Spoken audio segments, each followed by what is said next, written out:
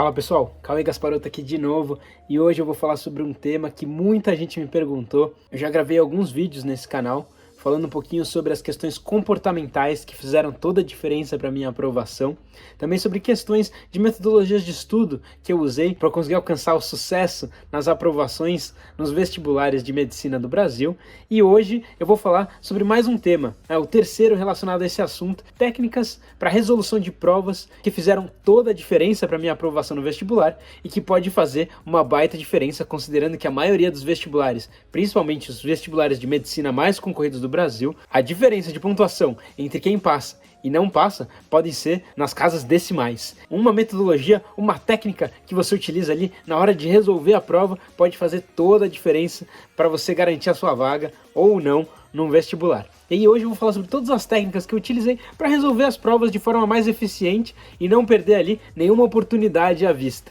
Vou comentar inclusive sobre o caso do ano em que eu quase gabaritei um dos vestibulares por conta dessa técnica que eu utilizei, que me permitiu identificar um padrão dentro das respostas no vestibular da VUNESP de 2013. Eu já vou falar um pouquinho para vocês como é que foi essa história, mas para vocês terem uma ideia, eu tenho certeza que naquele ano eu só fui aprovado direto do terceiro porque eu consegui identificar esse padrão graças à técnica de resolução de provas que eu utilizei e que muita gente, por não ter tido essa mesma atenção que eu tive, não percebeu nem sequer que o padrão existia. A aprovação no vestibular é um processo longo, contínuo, que deve ser trabalhado em um grande período de tempo para você ir se aperfeiçoando, melhorando. A resolução da prova é ali o momento final, o sprint final, os 100 metros ali, que você não tem mais tempo ali para pensar, para aprender novas coisas. Então o primeiro ponto, antes de tudo, antes mesmo de começar a prova, o mais importante de tudo é você estar bem tranquilo, bem relaxado, bem confiante, que você deu o seu melhor para chegar até ali e que agora isso não faz mais diferença. Agora o que importa é dali pra frente como que vai ser esses 100 metros finais. Não importa as aulas que você perdeu, os resumos que você não conseguiu ler, o que importa a partir de agora é como você pode extrair o melhor do que você já fez. Vai tranquilo, porque não vai fazer nenhuma diferença você ficar nervoso, desesperado, achar que você não sabe nada. Não é o momento de você querer revisar todas as disciplinas, querer aprender novos conhecimentos. Esquece. É muito conhecimento que você tem que absorver. Às vezes fica ali faltando um ponto ou outro, que é super normal, e todos os seus concorrentes que estão ali prestando a prova com você vão passar pela mesma situação. É impossível todo mundo saber tudo de tudo, pessoal. Então tenham consciência disso e vão tranquilos pro vestibular. Então beleza, eu fui fazer minha prova, cheguei com tranquilidade, com tempo ali de sobra, para não correr o risco de passar aquela vergonha que sempre sai no jornal, aquelas notícias da galera que ficou para fora porque chegou atrasado no vestibular. Entra na sala, já vai pro seu lugar, sua carteira, se prepara mentalmente. Para muitos ali vai ser o desafio maior que a gente encontrou até aquele momento da nossa vida. Foi para mim isso e eu acredito que para muitos de vocês também vai ser. O instrutor informa tudo aquilo que vai acontecer e depois ele autoriza todos os alunos ao mesmo tempo a virarem a prova. Provavelmente você vai estar um pouquinho nervoso ainda, não vale a pena você já começar logo de cara querendo resolver as questões, porque às vezes o seu nervosismo pode te atrapalhar. Então a segunda dica que eu vou dar, que é a primeira coisa que eu fazia quando eu pegava a prova no vestibular, é dar uma olhada aí qual que é o tema da redação, os textos de referência, e começa a pensar já sobre possíveis ideias relacionadas àquele assunto. Não inicie a redação propriamente dita, apenas leia e escreva alguns tópicos que façam sentido e tenham relação com o tema abordado. A partir daí você pode voltar, dar um tempinho ali para você perder um pouquinho do estresse inicial e você pode voltar para a resolução. Recomendo você tentar começar por aquelas áreas que você tem mais facilidade, mais aptidão. 1, 2 anos, 3 anos que você passou estudando, provavelmente você já entendeu mais ou menos aí aquelas áreas que você domina, aquelas áreas que você tem menos gaps, menos espaços em branco que você não sabe. Em geral, quando a gente fala no vestibular, a gente tem por volta de 3 minutos por questão, Para as questões fáceis, você vai ganhar tempo. Para as questões difíceis, provavelmente esse tempo vai ter que ser um pouco maior. Na média, considerando as questões fáceis e as questões difíceis, o tempo que você vai levar tem que ser ali por volta de 3 minutos para você resolver todas as questões no prazo determinado. É sempre bom, de qualquer forma, se você já ter calculado antes de ir para o vestibular quanto tempo você vai ter mais ou menos para fazer tudo, já incluindo o tempo que você vai levar para escrever a sua redação com base nas redações que você já fez anteriormente. Então é sempre muito bom, pessoal, você chegava no vestibular já com uma ideia mais ou menos de como que é o seu ritmo. Já fez tantos simulados que você já está acostumado com o seu ritmo, você entende mais ou menos o tempo que você vai levar para fazer cada coisa. É muito importante você ter esse autoconhecimento. E aí, considerando isso, a gente tem que evitar ao máximo ficar muito tempo fazendo a mesma coisa. Então, muito tempo escrevendo a nossa redação, muito tempo resolvendo uma questão que é muito difícil, otimizar o nosso tempo e focar naquilo que é mais rápido primeiro. No geral, uma questão difícil e uma questão fácil, elas têm ali o mesmo valor. Então você resolver primeiro as questões fáceis e garantir aquela pontuação é com certeza a estratégia mais inteligente possível nesses casos. Então sempre foca primeiro nas áreas que você tem mais facilidade e em seguida, dentro dessas áreas, as questões mais rápidas e mais fáceis de serem resolvidas. Identificou a questão, é uma questão rápida de ser feita, uma questão fácil, você vai lá, resolve. Próxima questão, uma questão mais difícil, você acha que vai levar um tempo maior para resolver? Marca ali com uma setinha e pula essa questão para depois, no final da prova, você poder voltar e resolver para não perder tempo com essa questão nesse momento. Uma outra opção, uma questão que é rápida, mas você está na dúvida entre duas alternativas.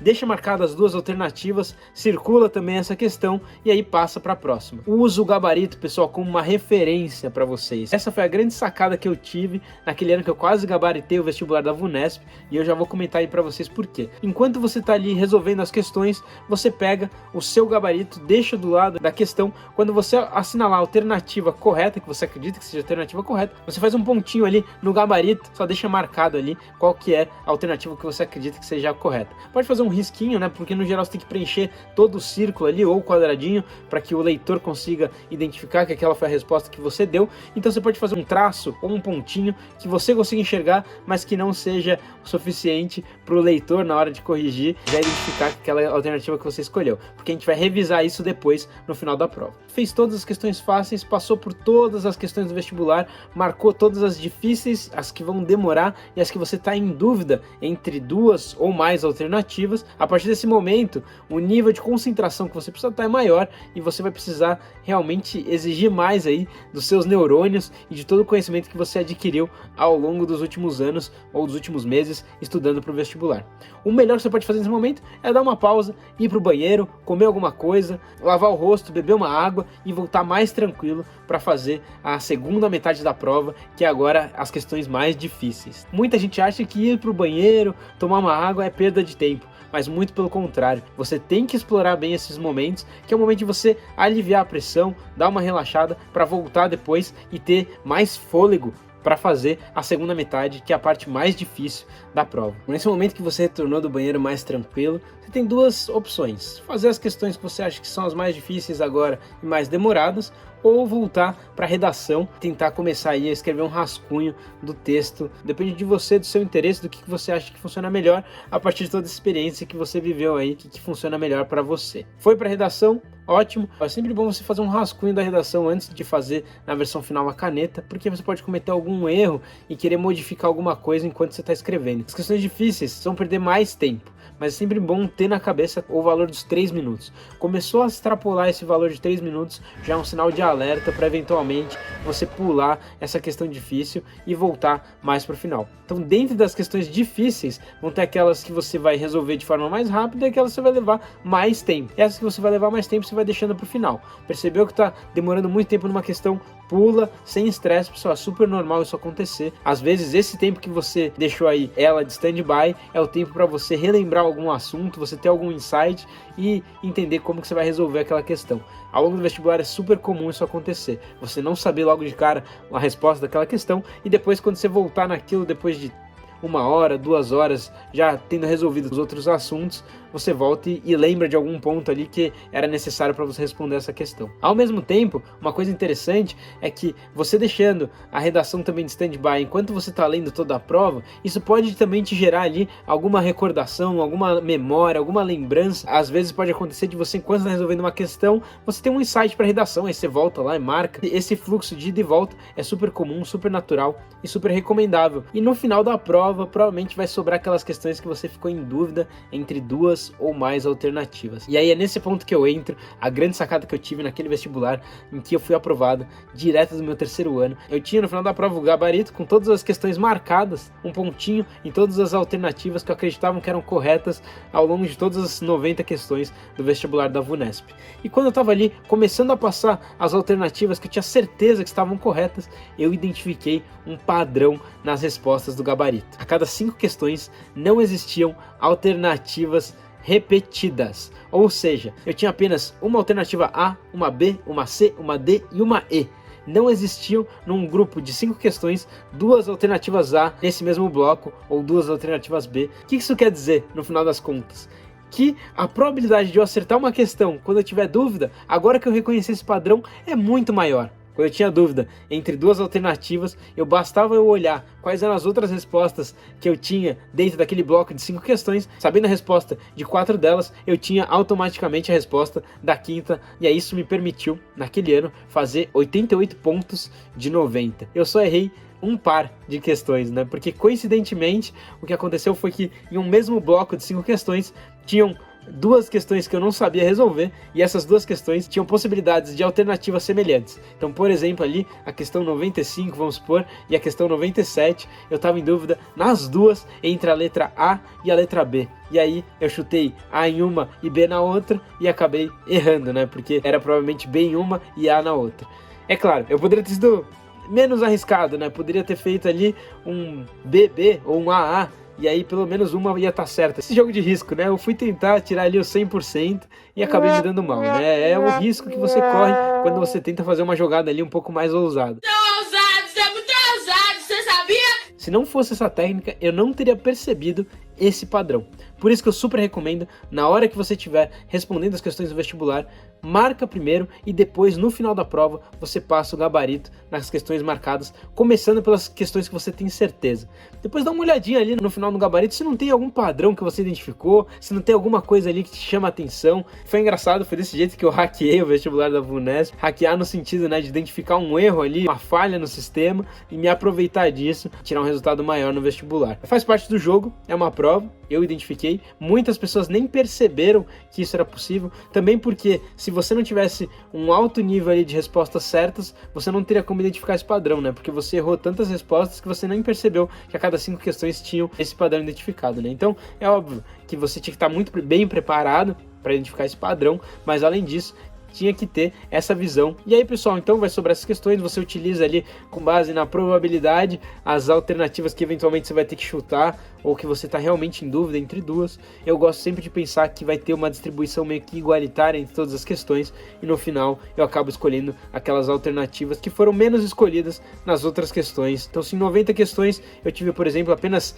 10 letras A e em 3 questões eu estou em dúvida e a A é uma alternativa possível nessa questão, eu vou dar prioridade para essa letra, porque eu sei que em questão de probabilidade a chance de ser um A é um pouquinho maior, não necessariamente, né? Mas como teve poucos A's nas outras, eu acredito que por balanço natural ali pode ser que o A tenha realmente mais chance, mais probabilidade de estar certo. No final, óbvio, você vai ter que terminar sua redação, passar a redação a limpo e corrigir ali antes de entregar sua prova. Eu tentava explorar todo o tempo da prova, eu era um dos últimos sempre a ir embora, porque eu gostava sempre de revisar todos os pontos, né? Todas as questões que eu tinha bastante dúvida, não me apressava, né? Era um momento muito importante na nossa vida pra gente ter pressa pra entregar. Calma, pessoal, porque se você fizer alguma coisa com muita pressa, você só vai ter chance de fazer de novo daqui a um ano. E para você que está prestando vestibular de medicina ou tem interesse aí nas áreas da saúde, eu não posso deixar de comentar uma baita oportunidade para você que vai entrar nesse mundo agora. Com os avanços da tecnologia, a inovação, o empreendedorismo têm sido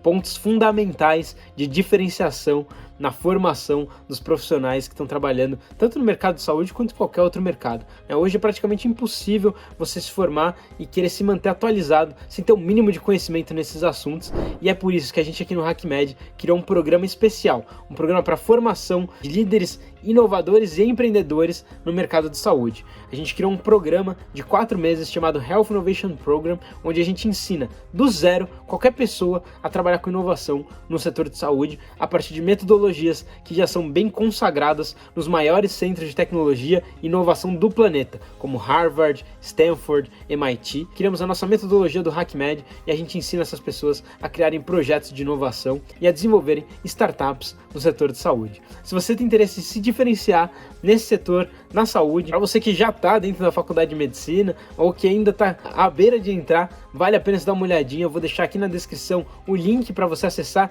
e entender um pouco mais sobre isso, porque é um programa que é feito para qualquer pessoa, independentemente de área de formação, idade, gênero, se você é estudante, profissional, se está no ensino médio, se está na faculdade, se está numa pós-graduação, tanto faz. O Health Innovation Program é para qualquer pessoa, porque a gente acredita que qualquer um de nós somos usuários do sistema de saúde. E se a gente é usuário do sistema de saúde, significa que a gente pode sim ajudar a identificar problemas no setor de saúde e a pensar em soluções para esses problemas. O HackMed vai te ajudar a tirar essas ideias do papel e a realmente criar projetos eficientes e que resolvam problemas reais do sistema de saúde brasileiro.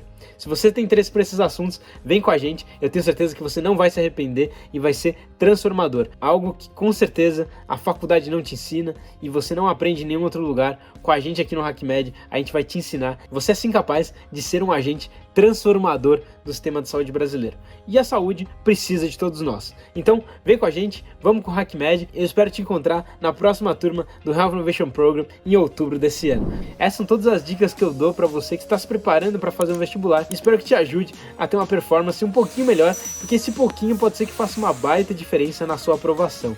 Se você gostou aí, não se esqueça de se inscrever no canal, ativar o sininho, deixar o seu comentário. Diga aí pra mim o que você quer ver nos próximos vídeos desse canal, porque eu vou com certeza me basear nisso para fazer os próximos vídeos. Valeu pessoal, espero que vocês tenham gostado, a gente se vê na próxima.